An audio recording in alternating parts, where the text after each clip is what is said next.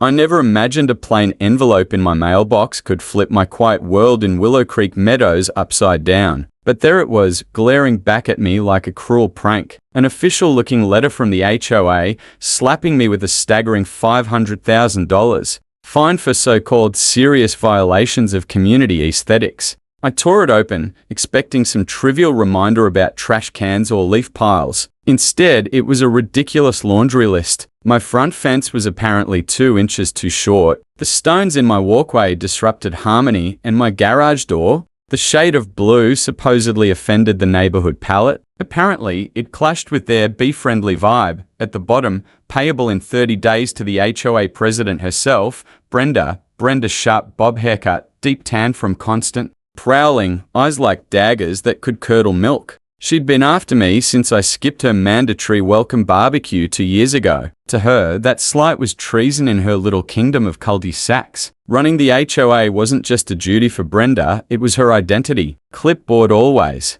in hand, cruising around on her electric scooter like she was sheriff of suburbia. I figured she was just channeling frustrations from elsewhere in her life, but she turned them into crusades against anyone who didn't bend. I called my buddy, Tom next door, the neighborhood historian. He laughed so hard he nearly choked. $500,000? That's Brenda's nuclear option, man. She did the same thing to the Jenkins family, scared them clear out to Arizona, but unlike them, I wasn't going anywhere. This land wasn't just dirt under my feet. My grandfather bought it back in the 70s, long before this HOA existed. What Brenda didn't know: I owned the ground under their precious community center, the pool, even the pickleball courts, with a lease clause requiring harmonious relations with the landlord. A couple days later, Brenda herself stormed up my driveway in khaki shorts and embroidered HOA polo visor perched like a crown. No knock, just planting herself there. I assume you've reviewed your citation, Mr. Harlan. These violations endanger our property values.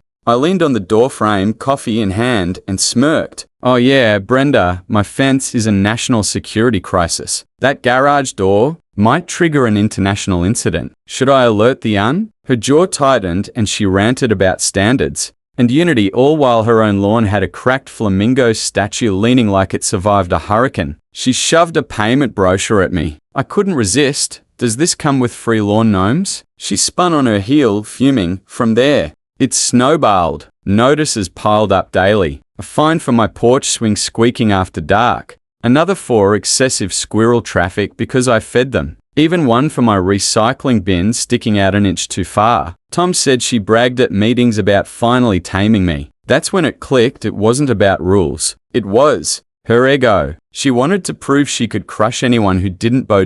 So I waited. I smiled and waved as she scooted past, thinking she'd won. Behind the scenes, I dug in with my lawyer buddy Mark, who'd shredded hose before breakfast. He confirmed it, my ownership was ironclad, and Brenda's bogus fines shattered their lease clause. I held my cards until their big spring festival. At the community center, banners, food trucks, a cover band. 3 days before, I filed to terminate the lease. On festival morning, Brenda arrived to find padlocks on the gates and big signs, private property access revoked. I'd even hired security to politely turn people away. Sitting on my porch with iced tea, I watched her stomp up, eviction notice crumpled in her fist, face red as a stoplight. This is outrageous. You can't seize community land. I handed her the lease. Page 4, Brenda, that harmonious relations clause? Your $500,000 stunt blew it to pieces. Read the fine print. She staggered, muttered about lawsuits, and stormed off as the band packed up and caterers hauled away trays of uneaten burgers. The neighborhood buzzed. Some were stunned, others secretly cheered. But Brenda doubled down. She held an emergency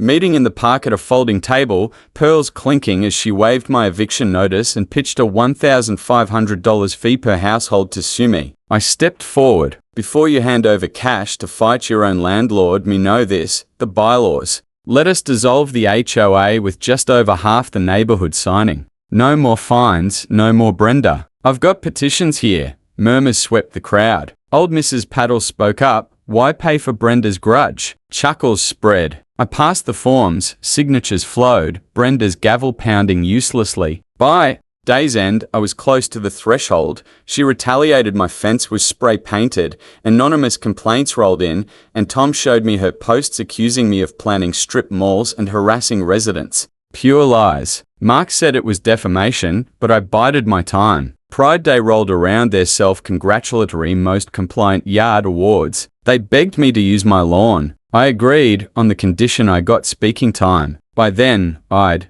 secured 52 signatures, enough to dissolve the HOA. After Brenda's smug speech, I took the MIC. Folks, you've told me you're tired of the endless fines and nitpicking. Guess what? Your own rules let you end it. This petition dissolves the HOA, and we've got the votes. Gasps, then cheers. People shouted their gripes. Brenda tried to shout me down, but the applause drowned her out. That night we filed, and within weeks the HOA was gone.